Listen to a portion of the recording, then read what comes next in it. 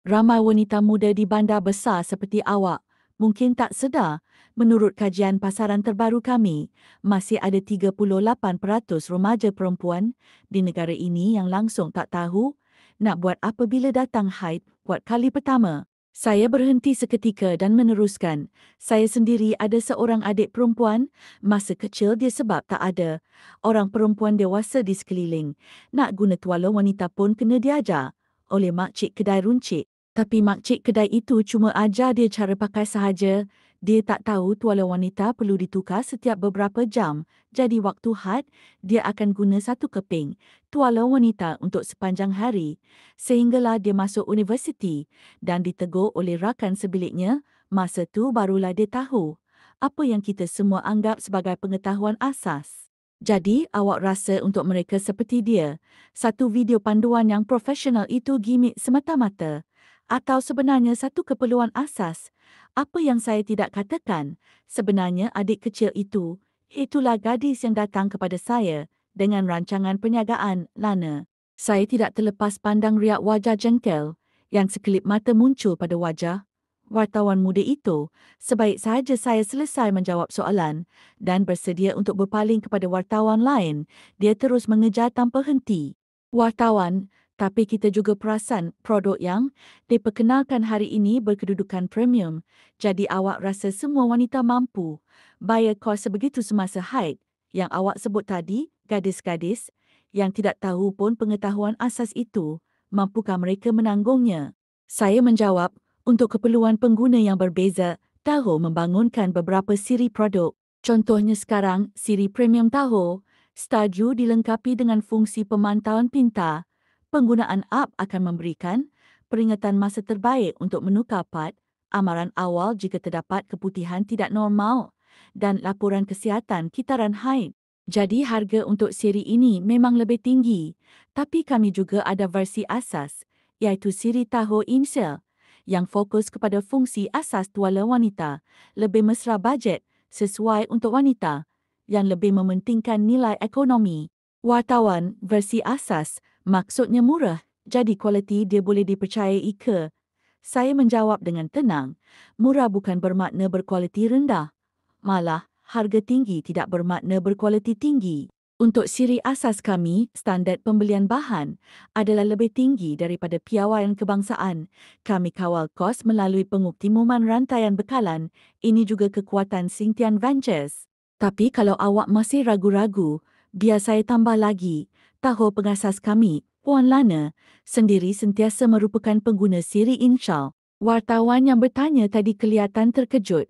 Mungkin itulah sebabnya dia berjaya menyentuh hati saya.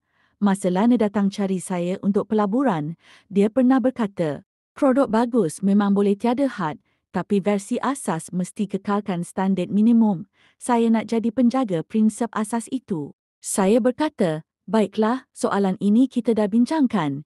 Dengan cukup mendalam, saya hendak beralih kepada wartawan lain, tetapi diganggu. Tunggu dulu, saya ada soalan terakhir. Saya tersenyum kecil. Nampaknya wartawan ini memang datang hari ini dengan niat mahu mencabar saya. Saya angguk perlahan, isyaratkan dia teruskan. Dia bertanya dengan sedikit provokasi, kenapa jenama ini dinamakan Tao? Mesti nak tambah nama Inggeris kononnya, supaya nampak lebih high class. Atau sebenarnya awak semua ni ada sikap terlalu mengagungkan barat. Saya teringat kembali pandangan mata Lana yang tegas, lalu menjawab, saya sangat mengiktiraf jenama Tao dan saya yakin terhadap potensi masa depannya. Tao bukan hanya untuk wanita di pasaran China, kami memang merancang untuk bawa jenama ini ke peringkat antarabangsa. Kek wartawan, jika awak betul-betul baca bahan yang kami letakkan di setiap kerusi sebelum sesi ini bermula, awak akan tahu, Tahoe kini sudah pun mendaftar syarikat dan memfailkan paten di beberapa negara Asia Tenggara. Pada masa depan, Tahoe akan memasuki pasaran global. Jadi bukan saja untuk hari ini, malah pada setiap pelancaran akan datang, termasuk di pasaran luar negara. Kami akan dengan bangga memperkenalkan Tahoe. Adapun apa yang dia katakan, nama Inggeris kononnya bermakna lebih high class. Saya pula rasa, apa yang betul-betul high class adalah bila pengguna global dapat mengingati sebuah jenama dari China bukan kerana ia ada huruf Inggeris ke tidak. Awak sendiri rasa macam mana? Gila, 3 kali berturut-turut, tiba-tiba rasa Wendy ni kuat sangat. Menakutkan weh, kebolehan dia tangani situasi spontan memang luar biasa. Kalau ini bukan skrip, aku sanggup jadi. Kipas susah mati Wendy sampai bila-bila. Pelakon wanita utama lepas bersara, boleh tak aku join balik kelab peminat dia? Tadi kata Wendy tengah berlakon, sekarang kena lempang dengan realiti, muka pedih tak? Mestilah ini semua skrip. Wartawan tanya pun semua dah susun awal, kan? Yang kat depan tu, susah sangat ke? Nak mengaku orang lain hebat? Aku dah siasat, wartawan tu mustahil boleh berpakat dengan Wendy sebab terlalu banyak komen langsung hingga menutupi sari kata di belakang. Selesai sesi pembentangan, Lana datang cari saya, dia tunduk berdiri depan saya, jari jemari menggenggam hujung bajunya. Kelihatan sangat resah. Jelas sekali, dia kini seorang usahawan yang mampu berdikari, namun pada saat ini, dia kelihatan seperti kanak-kanak yang telah melakukan kesalahan. Kak Wendy, maaf, saya hampir rosakkan pembentangan hari ini. Saya memang tak berguna. Saya usap kepala dia, senyum lembut. Cakap apa benda yang bukan-bukan ni, kamu dah cukup hebat sebab berani sampai ke tahap ni. Dia masih gigit bibir, mata pun merah. Saya terus senyum. Usap lagi ubun-ubun kepala dia. Masa saya pertama kali berlakon, NG sampai 27 kali, baru lepas tahu tak? Pengarah masa tu cakap macam ni, orang yang takut malu, takkan pernah naik pentas.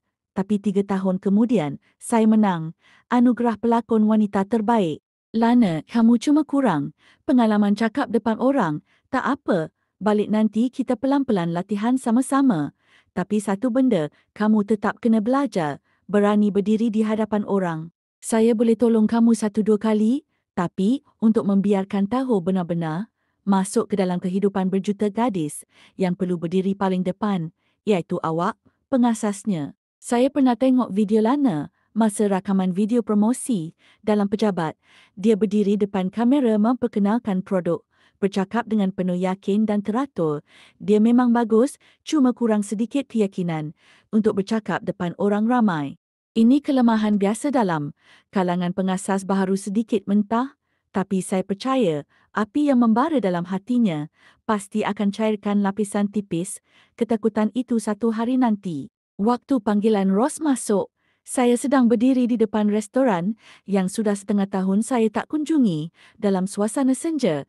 Ukiran kayu di atas pintu kelihatan begitu familiar bersinar lembut dalam cahaya petang. Tahniah, pembentangan tadi trending kat carian popular. Arah angin media pun luar jangka bagus. Saya tersenyum ringan. Terima kasih. Projek kat Indonesia tu tak cukup sibuk ke? Sampai sempat tengok siaran langsung. Mestilah sempat. Ini kali pertama kau urus pembentangan sendiri. Mana boleh aku tak tengok? Ada Ross tiba-tiba berubah sedikit serius. Oh ya, wartawan yang tanya. Soalan-soalan susah tadi tu, dia dihantar oleh syarikat pesaing. Macam tu, menarik juga tu. Dia ketawa kecil, tapi serius. Kalau bukan sebab soalan dia yang mencabar tu, kesan pembentangan mungkin tak sekuat ni. Betul juga, umpan yang bagus selalunya datang dari batu yang dilempar, batu tu pun akhirnya berguna juga. Sedang saya berbual santai dengan Ross, pintu bilik makan ditolak perlahan. Saya cakap, saya kena uruskan sesuatu, nanti kita sambung sembang. Bukan kau datang nak makan ke? Makan dululah, baru sambung kerja. Bukan kerja, tuan punya batu tu dah sampai. Pembentangan tadi tak buruk. Terima kasih. Frank sendiri yang hantar wartawan datang kacau. Kira dia anggap aku lawan yang layaklah tu. 5 bulan lepas kau dengan penuh semangat, genggam trofi dan umum bersara. Kau bersara semata-mata nak jual tuala wanita. Frank duduk depan saya, tangan dia pegang risalah promosi, pembentangan tahu hari ini. Saya diam, lalu tekan loceng panggil pelayan. Kalau awal-awal kau cakap tak nak berlakon dah, aku boleh tolong kau masuk kerja kat syarikat aku, industri internet, semikonduktor, tenaga baharu, kau pilih mana satu, asalkan jangan buat benda macam ni, pelaburan yang tak layak naik pentas. Frank nak tawarkan syarat apa? untuk ambil aku kerja semula, jawatan naib presiden, saat syarikat kau sendiri boleh tetapkan. Syaratnya cuma satu kau, balik. Aku hampir tergelak sebab terlalu marah. Kalau aku balik, sandi kau tu macam mana? Frank berkerut dahi. Aku dengan dia tak ada apa-apa. Pada akhirnya, kau masih cemburu. Bila aku ada perempuan lain di sekeliling aku. Tapi aku ni ahli perniagaan. Kadang-kadang memang kena berurusan dengan orang. Tapi kalau kau rasa tak selesa, aku akan lebih berjaga-jaga. Aku genggam penumbuk, terfikir sama ada lepas pembentangan tahu. Kalau keluar berita pelabur pukul orang, jenama akan terjejas atau tidak. Jadi aku tahan marah. Frank, kau ni kenapa fikir aku akan balik semula? Frank pula balas. Kalau begitu, ikut Ross tu, kau boleh dapat apa? Aku dah cakap, dia perempuan yang sanggup buat apa saja. Dia nak ungkit cerita lama tentang Ross cuci imej melalui kerja amal. Ya, memang aku nak ungkit. Dulu sebab reputasi dia teruk sangat. Hampir jejaskan IPO syarikat yang dia labur. Baru dia buat aktiviti kebajikan tu, nak pulihkan nama dia. Habis kenapa kau tak cakap terus terang? Reputasi dia masa tu buruk sebab dia tolak bos syarikat hiburan Fangyo. Lepas tu Fangyo sebarkan fitnah, burukkan nama dia. Wendy, dia tiba-tiba bangun, sembarangan campak dokumen ke udara. Kerusi bergeser kasar atas lantai, bunyi nyaring. Kau dah kena pukau dengan dia. Aku nak tengok, kerjasama kau dengan dia boleh tahan berapa lama. Pintu bilik makan ditutup kuat sampai bergema. Beberapa saat kemudian, pelayan menjenguk dengan cemas. Kek Wendy, tadi Kek ada panggil saya. Aku pandang dokumen yang berselerak di lantai. Dah setengah tahun tak datang sini. Tak sangka sekarang sesiapa pun boleh ceroboh masuk bilik ni. Saya minta maaf. Saya ingat Encik Frank tu, bukan. Aku capai beg dan bangun. Tolong batalkan keahlian saya. Pada hari Tahu berjaya masuk senarai, top 10 jenama baharu semasa Festival Idagang, projek pelaburan kedua aku Roundtable, dilancarkan secara rasmi di semua platform. Roundtable ialah platform kerja fleksibel pertama di negara ini yang fokus pada wanita pekerja bebas. Platform ini menyediakan fungsi khas seperti padanan kerja automatik, sokongan ibu kerjaya, perlindungan keselamatan masa nyata, latihan peningkatan kemahiran. Untuk membantu wanita bujang menerima tugasan dengan yakin dan membantu golongan ibu seimbangkan kerjaya dan keluarga agar wanita di setiap fasa kehidupan boleh terus berkembang dalam kerjaya mereka. Di rumah yang cerah dan hangat, pengasas Roundtable, Amy sedang memperkenalkan platformnya kepada wartawan dengan yakin. Aku tak dapat menahan senyum bila teringat 3 bulan lepas. Itulah kali pertama aku jumpa Amy. Kali pertama aku jumpa Amy, dia tiba-tiba tukar lokasi pertemuan ke koridor hospital. Masa aku sampai, dia sedang mendukung bayi berusia 3 bulan sambil menaip kod dalam laptop. Perlu saya tolong, aku mencangkung sedikit. Dia nampak aku, terus hulurkan bayi ke dalam pelukanku. Kemudian sambung kerja seolah-olah tiada apa berlaku. Maaf, tadi agak kecemasan pihak klien desak sangat nak saya ubah kod sistem. 10 minit kemudian, barulah dia tutup laptop. Garu kepala dan minta maaf dengan wajah bersalah. Tak apa. Oh ya, rasanya bayi tadi kencing. Nak tukar lampin tak? Amy serta-merta muka merah padam, asyik minta maaf, terus peluk bayi dan bergegas masuk ke bilik ibu dan anak. Aku sangka Amy seorang ibu yang sudah berkahwin dan beranak. Sampailah kami akhirnya duduk berbual di tempat yang lebih tenang. Barulah dia jelaskan, anak ini sebenarnya anak kakak saya. Dia ada sedikit kecemasan di hospital, jadi saya datang bantu jaga sekejap. Habis, keluarga abang ipar awak tak ada. Abang ipar saya yatim piatu. Dia meninggal masa kandungan kakak saya 8 bulan. Pada bulan pertama pelancaran Roundtable, jumlah pengguna berdaftar melebihi 3,400 orang dan berjaya menjana 765 urus niaga kerja bebas. Tapi saat aku dan Amy sedang semangat merancang langkah seterusnya, masalah mula timbul. Seorang ibu muda bernama Sani, berumur 30 tahun dan baru lepas bersalin, anaknya tercedera akibat terjatuh ketika dia keluar ambil tugasan melalui platform.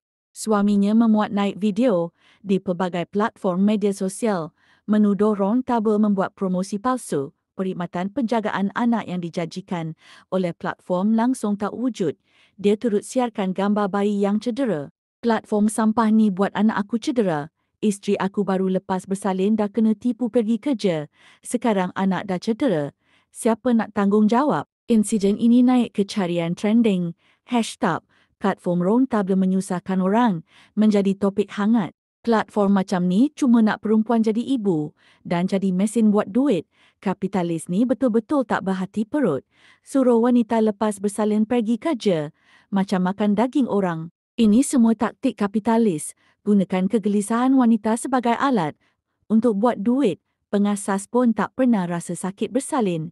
Mana dia tahu apa-apa. Tak tahu pengasas macam mana.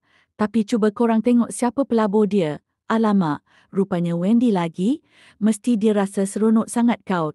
Untung dalam projek Tuala Wanita tu. Sekarang nak sambung kaut dalam platform kerja wanita pula. Amy beritahu aku dia dah cuba hubungi suami Sani melalui media sosial. Tapi lelaki itu langsung tak nak berbincang. Masa tu aku baru sedar. Mungkin ini bukan sekadar satu kemalangan. Aku telefon Ross, minta dia tolong aku. Selain itu, aku juga suruh Amy, jangan cari suami Sani lagi. Sebaliknya cuba cari cara untuk hubungi Sani sendiri. Aku perlu tahu pendirian Sani dalam hal ini. Tapi maklumat yang dia tinggalkan di platform kami, semuanya dah tak boleh dihubungi langsung sekarang. Jadi aku terpaksa guna hubungan pribadi beberapa kenalan. Ross pesan supaya aku jangan buka media sosial buat sementara waktu. Katanya hal-hal PR semua dia akan urus. Tapi aku tetap tengok juga. Aku perlu tahu apa pendapat umum tentang Roundtable. Kecaman dalam talian semakin menjadi-jadi. Tiba-tiba serangan terhadap platform beransur-ansur beralih arah sepenuhnya. Dia ni memang hipokrit. Cakap sokong wanita berdikari. Kononlah pelabur platform wanita. Tapi dia sendiri pun bukan ke. Dulu tumpang nama Frank naik. Cuba semua orang ingat balik hari itu, Frank sambut Sandy kat lapangan terbang. Hari yang sama juga Wendy menang anugerah dan umumkan berhenti dari dunia lakonan. Jadi sebenarnya, bila isteri sah balik ke negara, Rampas pun kena undur diri. Masa menang anugerah tu, siap gajah drama nak bersara. Tapi sekarang tengok apa jadi. Aku selidik Xingtian Ventures, tengok siapa partner Wendy, kau tengok lah. Baik tukar nama jadi agensi ayam. Daripada firma pelaburan, jumpa dah Ros. Internet ni tak ada ingatan ke? Dulu reputasi dia pun. Cuba tengok akaun rasmi Xingtian Ventures. Pelabur perempuan dalam tu posing macam model. Tak hairan, Ros tu memang main kasar. Ex-boyfriend dia boleh buat koleksi stamp. Tapi juga ada suara-suara yang lain. Kenapa ada orang senang-senang je nak padam usaha orang lain, sebut naik sebab lelaki, terus hapus semua pencapaian. Terus teranglah, dalam industri hiburan tu, ramai je yang kena tolong dapat peluang, tapi bukan semua pun boleh menang. Anugerah pelakon wanita terbaik, pacar anak orang kaya pun jenis tukar tiap bulan, bawa komen pun ramai je dok panggil dia abang. Kalau Ros cantik, kaya dan pernah bercinta banyak kali, kenapa tak boleh? Aku seorang ibu tunggal, antara pengguna terawal Roundtable. Aku pernah dapat 2 tempahan kerja luar yang benarkan bawa anak sekali. Platform Roundtable sangat mesra ibu tunggal, macam aku yang perlu jaga anak sendiri. Platform baru macam ni, biasalah kalau ada kekurangan dan lompong, asalkan dia baiki dan tambah baik. Bukankah itu yang penting? Tapi suara-suara begini langsung tenggelam dalam lautan kemarahan dan kecaman. Kemudian, Ross datang ke bandar Shanghai. Sambil dia sibuk menguruskan hal ini, menjawab panggilan telefon tanpa henti. Frank hantar mesej kepada aku. Baliklah, syarat masih sama. Hal ini biar aku uruskan untuk kau. Aku terus padam mesej itu tanpa fikir panjang. Sementara Ross sibuk, aku masuk ke bilik sendiri. Diam-diam hubungi seseorang tanpa pengetahuan dia. Dalam tempoh itu, Sandy datang cari aku. Aku dulu fikir, lepas aku undur diri, mereka berdua mesti akan bersama. Tapi peliknya, dah lama aku pergi pun, mereka tidak pernah bersama.